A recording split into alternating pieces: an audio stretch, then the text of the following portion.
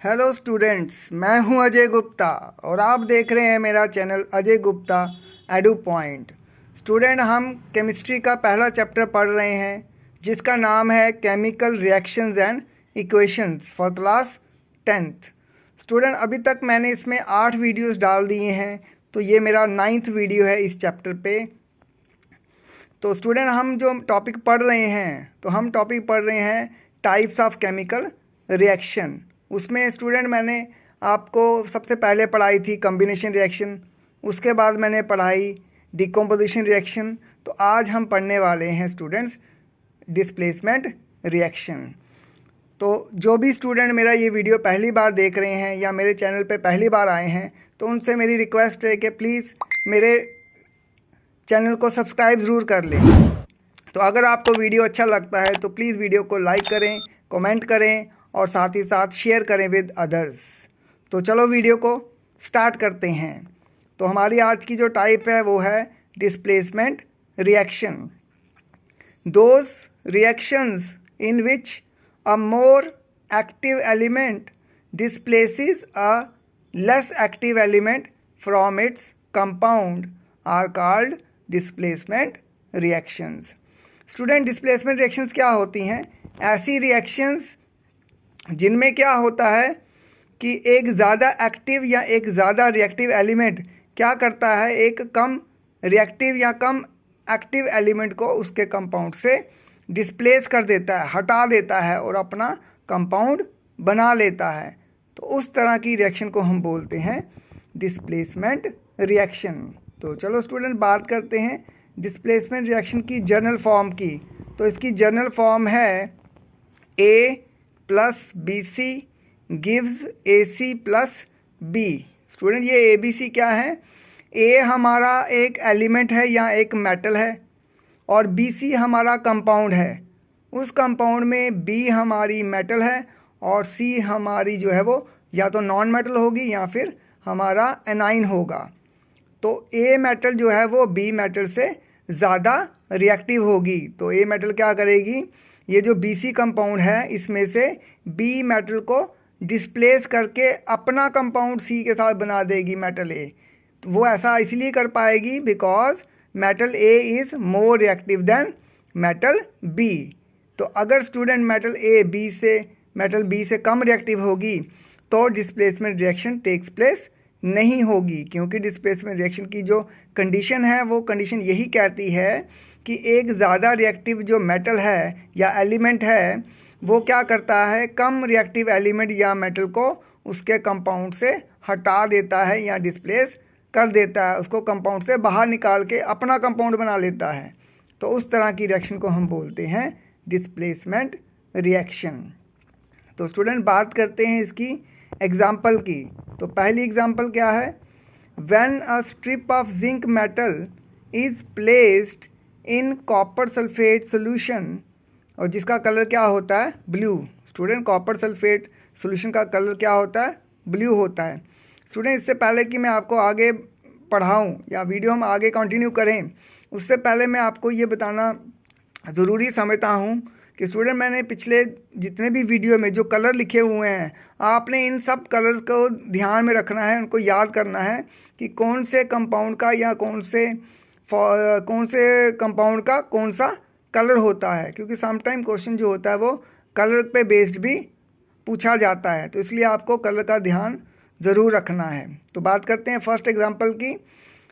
तो when a strip of zinc metal is placed in copper sulphate solution, जिसका colour होता है blue, then zinc sulphate solution जिसका colour होता है colourless and copper are formed. तो होता क्या स्टूडेंट, हमने क्या करना है, कॉपर सल्फेट सोल्यूशन को हमने बीकर में डालना है जिसका कलर होगा ब्लू। उसमें हमने क्या करना है, जिंक मेटल की स्ट्रिप को उसमें डाल देना है। तो जब भी उन दोनों के बीच में रिएक्शन होगी तो हम देखेंगे आहिस्ता आहिस्ता जो सोल्यूशन का कलर है, कॉपर सल्फेट सोल्यूशन जो कलर है वो आहिस्ता आहिस्ता फेड होना शुरू हो जाएगा और थोड़ी देर के बाद हमें जो सोल्यूशन मिलेगा वो बिल्कुल कलरलेस सोल्यूशन मिलेगा। कलरलेस सोल्यूशन स्टूडेंट वैसा ही होता है जैसा हमारा पानी है, पानी भी जो है वो कलरलेस होता है और साथ ही साथ हमें मिलेगी कॉपर मेटल। तो बात करते हैं इसकी इक्वेशन की। Zn stands for zinc, zinc का जो सिंबल है वो Zn है, और जो ब्रैकेट में स्टूडेंट एस लिखा हुआ है वो उसकी स्टेट है। जिंक मेटल जो है वो सॉलिड स्टेट में होती है, इसलिए उसके लिए हमने ब्रैकेट में स्मॉल एस लिखा हुआ है। और कॉपर सल्फेट का फॉर्मूला होता है CuSO4।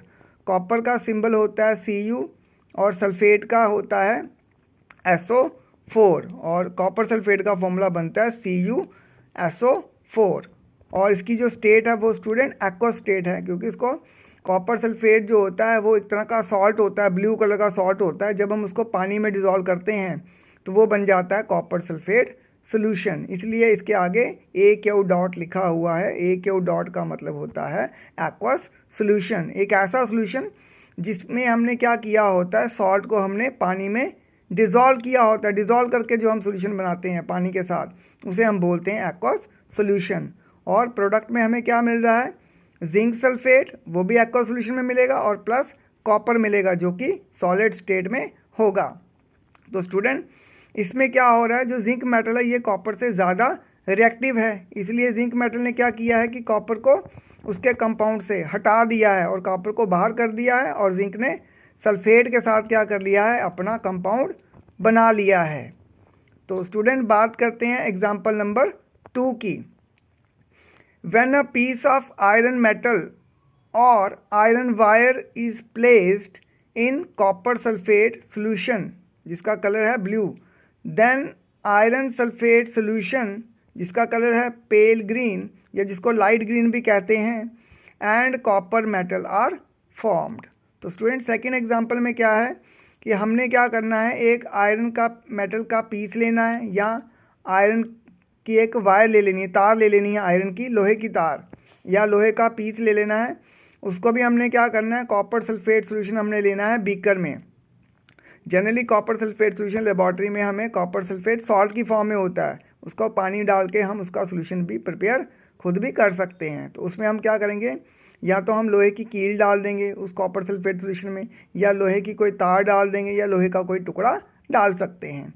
तो जब उनके बीच में रिएक्शन होगी तो थोड़ी देर के बाद क्या होगा, आहिस्ता आहिस्ता जो कलर ब्लू था कॉपर सल्फेट सोल्यूशन का, वो आहिस्ता आहिस्ता फेड होते होते होते लाइट ग्रीन में कन्वर्ट हो जाएगा, और साथ ही साथ कॉपर मेटल जो है वो फॉर्म्ड हो जाएगी।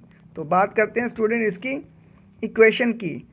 तो जो आयरन है उसका सिंबल होता है Fe, और ब्रैकेट में लिखा हुआ है S स्टैंड्स फॉर सॉलिड, यानी कि ये सॉलिड स्टेट में होता है आयरन।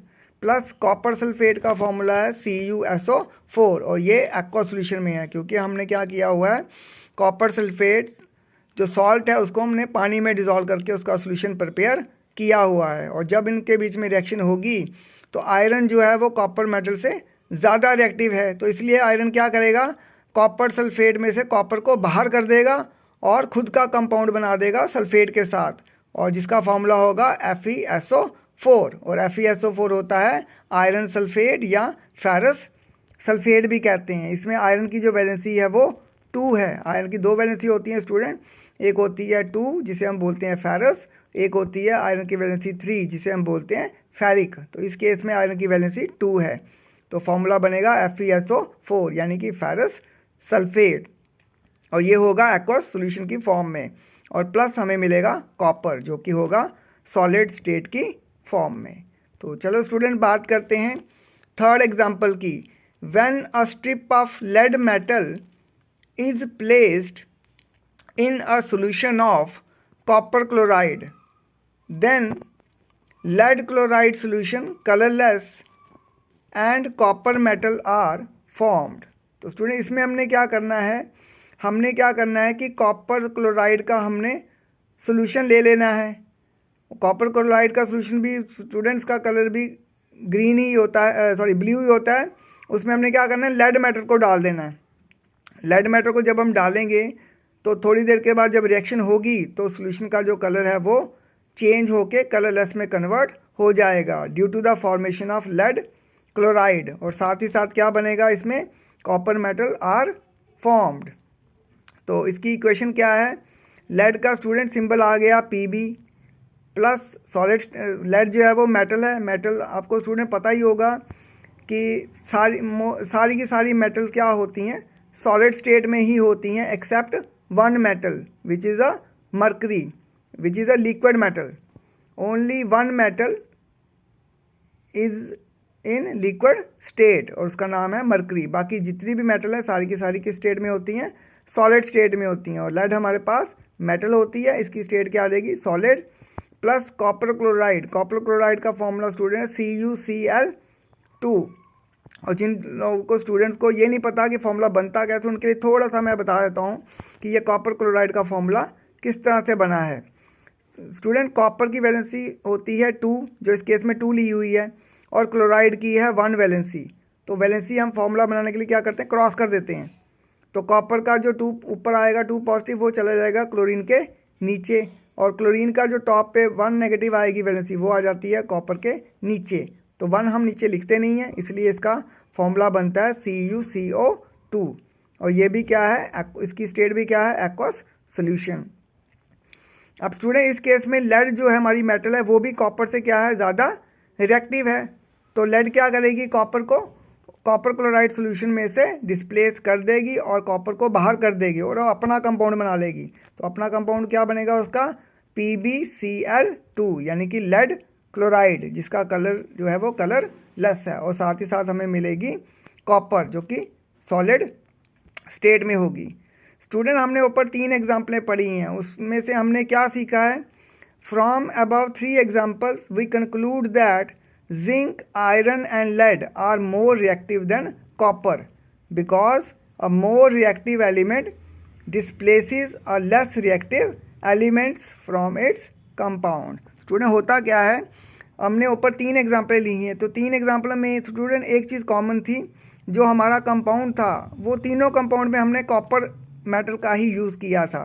और जबकि जो हमने मेटल या एलिमेंट लिया था उसमें हमने एक केस में हमने जिंक यूज़ किया, दूसरे केस में हमने आयरन यूज़ किया और तीसरे केस में हमने लेड यूज़ किया। तो तीनों के तीनों केस में हमने देखा कि जिंक ने भी कॉपर को उसके कंपाउंड से डिस्प्लेस किया, आयरन ने भी किया और लेड ने भी किया। तो यहाँ से हमें ये कंक्लूजन मिलता है कि जिंक, लेड और आयरन जो है ये मेटल सारी की सारी कॉपर मेटल से ज़्यादा रिएक्टिव है, इसलिए इन तीनों ने क्या किया? कॉपर को उसके कंपाउंड से डिस्प्लेस कर दिया है।